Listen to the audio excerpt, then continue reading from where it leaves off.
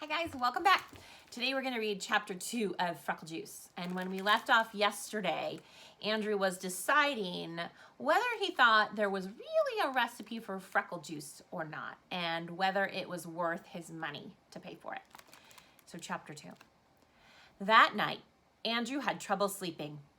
He kept thinking about Freckle Juice. Maybe the reason no one in his family had freckles was because no one knew the secret recipe. If they never even heard of Freckle Juice, then how could they have any freckles? It figured. Andrew didn't like the idea of paying Sharon for anything, and 50 cents was a lot of money. It was 5 whole weeks of allowance. But he decided that if Sharon's recipe didn't work, he'd ask for his money back. It was easy.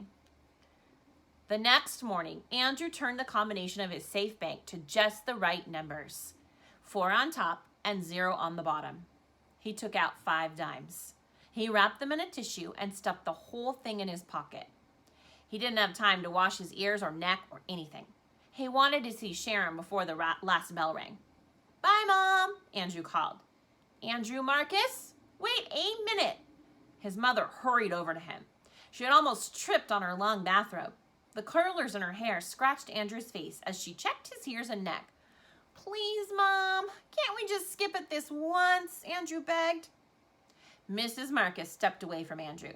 She pointed a finger at him. "Okay," she said, "I'll let you go this time. But tomorrow, I'm looking again. And Andrew, zip up your pants." Andrew looked down. Zippers were a pain. "This afternoon, when you come home, I'll be next door. Mrs. Burrows invited me over to play cards. You come get the key from me, okay?" "Sure, Mom. Okay."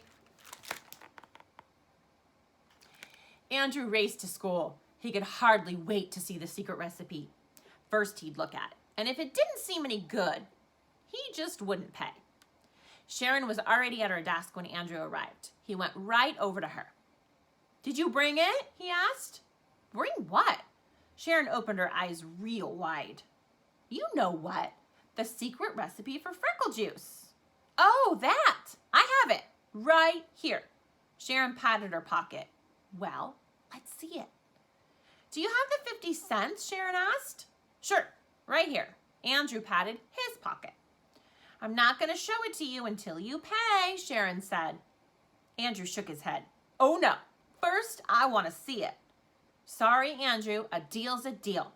Sharon opened a book and pretended to read.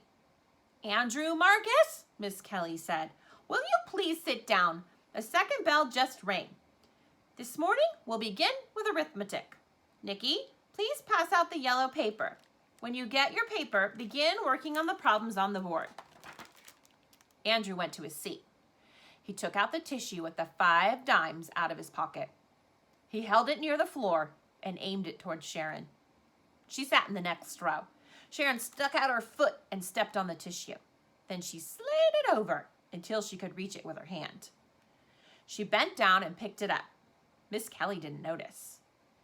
Sharon counted the 5 dimes. Then she took a piece of folded up white paper out of her pocket and threw it to Andrew. It landed in the middle of the aisle. Andrew leaned way over to pick it up, but he lost his balance and fell off the chair. Everybody laughed, except Andrew and Miss Kelly. Miss Kelly sighed. "Oh, Andrew, what are you up to now? Bring me that note." Andrew picked up the secret recipe. He didn't even have a chance to see it.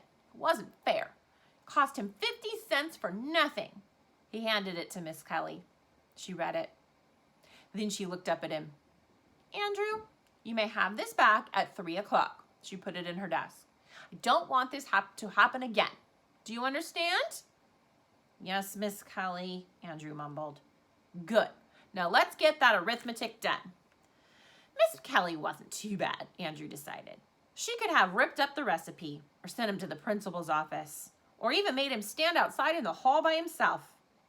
Andrew could hardly wait for 3 o'clock to come.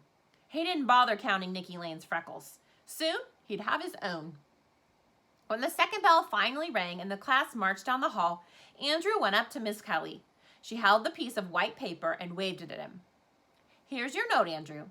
I have the feeling it's important to you, But from now on, you must pay attention in class. Andrew took the recipe from Miss Kelly. After tomorrow, I won't have any trouble paying attention, he promised. Just you wait, Miss Kelly. I won't have any trouble at all.